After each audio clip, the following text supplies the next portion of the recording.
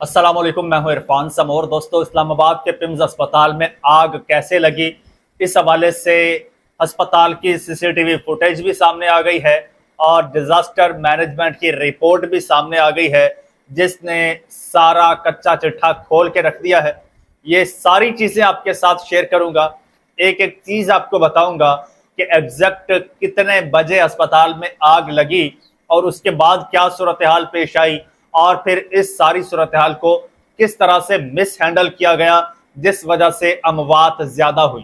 पूरी डिटेल आपके साथ शेयर करने जा रहा हूं, लेकिन उससे पहले नए आने वाले दोस्तों से गुजारिश है कि ये चैनल आपका अपना है। अगर अभी तक इसको सब्सक्राइब नहीं किया तो सब्सक्राइब जरूर कर लीजिए और बेल आइकन पर क्लिक कर दीजिए ताकि हर नई आने वाली वीडियो टाइमली आपको मौसूल हो जाए। दोस्तों, वजीर सेहत, वफाकी वजीर सेहत मुस्तफ़ा कमाल, वो भी पिम्स अस्पताल में आग लगने के बाद चंद घंटों के बाद वो इस्लामाबाद पहुंचे हैं। सारी वाकये की तहकीकात हुई है कि आया अस्पताल में ये आग कैसे लगी, कब लगी, उसके बाद क्या हुआ। और तो उसके बाद जो रिपोर्ट सामने आई है वो रिपोर्ट तो आपके साथ शेयर करनी है, लेकिन उससे पहले मैं आपके साथ जो सीसीटीवी फुटेज आई है वो शेयर करता हूं। अच्छा, वो फुटेज तो मैं आपको नहीं दिखा सकूंगा या कोशिश करूंगा कि आगे चल के मैं आपको वो फुटेज दिखा दूं। फिल वक्त मैं उस फुटेज में जो कुछ नजर आया वो वफाकी वजीर सेहत मुस्तफ़ा कमाल साहब ने रिपोर्ट किया, वो मैं आपके साथ शेयर करता हूं। मुस्तफ़ा कमाल साहब कहते हैं कि पिम्स अस्पताल में बच्चों की हलाकत दिलखराश वाकया है जी, और नर्स के मुताबिक 6:38 पर एसी में स्पार्क हुआ, यानी एसी में थोड़ी सी आग लगी। अब टाइम आप नोट करते जाइएगा, 6:38, सुबह के 6:38। अस्पतालों में उमूमन इस वक्त जो है ना, मैंने भी अस्पताल में वक्त गुजारा है, तो उमूमन उस वक्त स्टाफ वगैरह या फिर मरीजों के जो अटेंडेंट वगैरह होते हैं वो सारे कहीं ना कहीं सो रहे होते हैं। Specially nursing staff, security staff, ये वो कोई कुर्सी पे बैठा सो रहा है, कोई सोफे पर सो रहा है, कोई नीचे सो रहा है, तो हर कोई सो रहा होता है।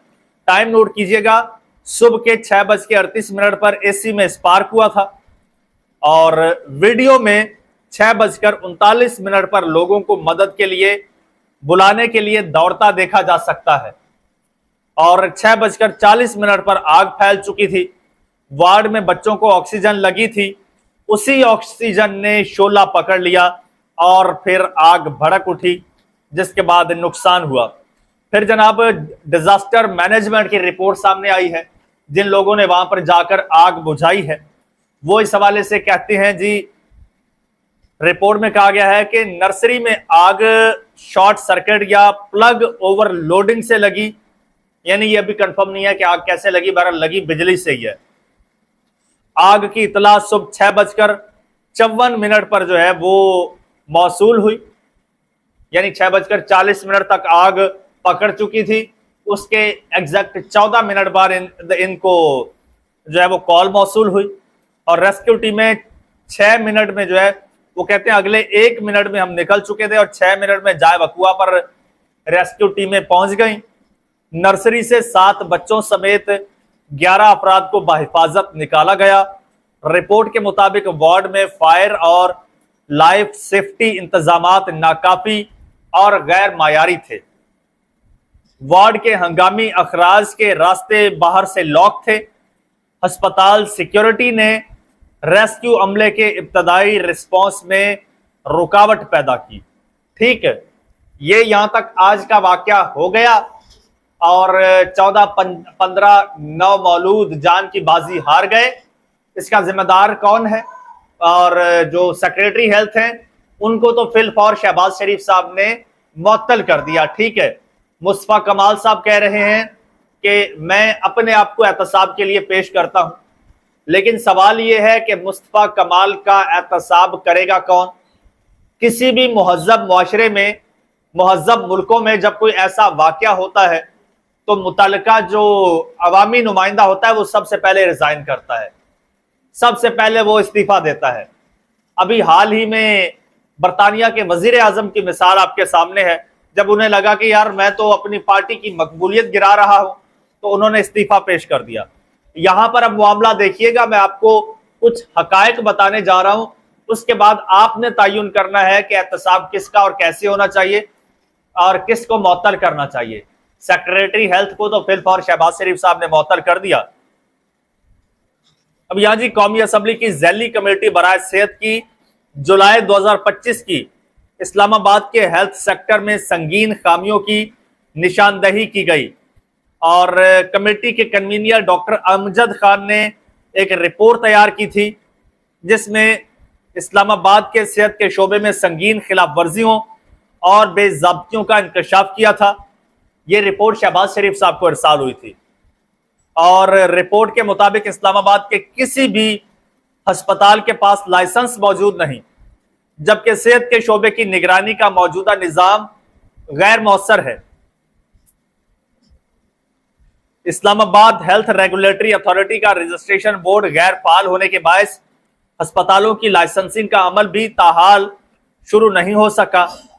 सब कमेटी ने इस्लामाबाद के निजी अस्पतालों के माली और क्लिनिकल ऑडिट कराने, इसके अलावा IHRA में मफादात के टकराव के मामले पर बोर्ड अरकान को हटाने और सेहत की सहूलियात के चार्जेस के लिए प्राइस डिटर्मिनेशन कमेटी बनाने की सिफारिश की थी 2025 में। रिपोर्ट में छोटे क्लिनिक्स और मैटरनिटी होम्स पर मौसर रेगुलेटरी निगरानी ना होने की निशानदेही की गई और खिलाफ वर्जी करने वालों के खिलाफ कार्रवाई और मियाद खत्म होने वाली रजिस्ट्रेशन की दोबारा तस्दीक की सिफारिश भी की गई थी। इस्लामाबाद ने मुख्तलिफ सेहत की सहूलियात के निरखों में नुमाया फर्क का इंकशाफ करते हुए मरीजों की एमरजेंसी में रजिस्ट्रेशन से पहले तिब्बी इस्तेहकाम को तरजीह देने की सिफारिश की गई। सरकारी सेहत के निज़ाम में डॉक्टर्स की शदीद कमी भी सामने आई और रिपोर्ट के मुताबिक इस्लामाबाद में 16 बुनियादी मराकिज़ सेहत और 3 रूरल हेल्थ सेंटर्स मौजूद हैं। BHUs में डॉक्टर्स की कमी दूर करने के लिए कॉन्ट्रैक्ट पर भर्तियों, जबकि इस्लामाबाद में TSQ और DSQ अस्पताल कायम करने की सिफारिश की गई।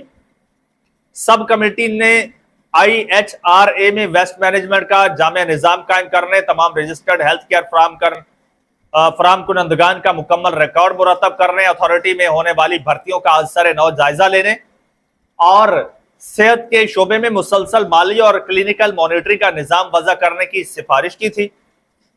और यह रिपोर्ट शहबाज शरीफ साहब को, वजीर आजम शहबाज शरीफ साहब के नाम लिखी गई थी 2025 में और इस रिपोर्ट को नजरअंदाज कर दिया गया। इसी वजह से यह वाकया पेश आया है। मजीद इस हवाले से सीनियर साफी हामिद मीर साहब ने बड़ी एक लंबी चौड़ी चार्जशीट पेश कर दी है। उन्होंने कहा है कि भाई आपके जो वजीर सेहत हैं वो कराची में होते हैं, चलो कराची के तो जो मसाइल हैं सो हैं, तो भाई आपके अंडर जो एक अस्पताल आता है जिसका नाम ही इतना बड़ा है, नाम भी इतना बड़ा है Pakistan institute of medical sciences, यानी आपने नाम उसको इंस्टीट्यूट का दिया हुआ है और हालत ये है कि उसके जो इमरजेंसी एग्जिट के गेट हैं उनको आप लोगों ने बाहर से ताले लगाए हुए हैं। हामिद मीर साहब का कहना है कि एक मिडिल क्लास या लोअर मिडिल क्लास शख्स जब अस्पताल में जाता है तो उसे वहां पर एडमिट होने के लिए या बेड लेने के लिए कम से कम किसी मिनिस्टर या सेक्रेटरी से सिफारिश करवानी पड़ती है, तब जाके वहां पर उसका इलाज शुरू होता है या उसका एडमिशन होता है। ये आपने हाल किया हुआ है। और उन्होंने कहा कि भाई जब जैसे ही गुजर के जाएं तो लॉन में देखें, जो लॉन है वहां पर लॉन में मरीज पड़े होते हैं, मरीज लॉन में पड़े होते हैं। ये सूरत हाल है उस अस्पताल की और ये आपकी फेडरल गवर्नमेंट के अंडर आता है। ये आपके शहबाज शरीफ साहब के नाक के बिल्कुल नीचे ये अस्पताल है। अब इससे आप खुद अंदाजा लगाइए, ये इन मसाइल की निशानदेही ऑलरेडी हो चुकी है लेकिन उन पर अमल नहीं किया गया, तरजीहात में ही शामिल नहीं है ना। अब इसकी जिम्मेदारी किस पर आयद होती है, इस पर मुअत्तल किसको करना चाहिए, इस्तीफा किसका होना चाहिए और एहतसाब किसका होना चाहिए। मुस्तफ़ा कमाल अगर आज एहतसाब की बात कर रहे हैं कि मैं पेश करता हूं, तो मुस्तफ़ा कमाल का एहतसाब कौन करेगा? मुस्तफ़ा कमाल को पता है कि कुछ भी नहीं होना, पता है ये 15 बच्चे जाँ बाक हो गए, अगर 1500 मर जाते तो फिर भी कुछ नहीं होना था, उनकी वजारत ऐसे ही कायम दायम रहनी थी। दोस्तों कमेंट सेक्शन आपके लिए है, इसमें आप अपनी राय का इजहार कर सकते हैं। What do you think, who is responsible. और चैनल को सब्सक्राइब कर लीजिए, बेल आइकन पर क्लिक कर दीजिए और मुझे इजाजत दीजिए। अल्लाह हाफिज।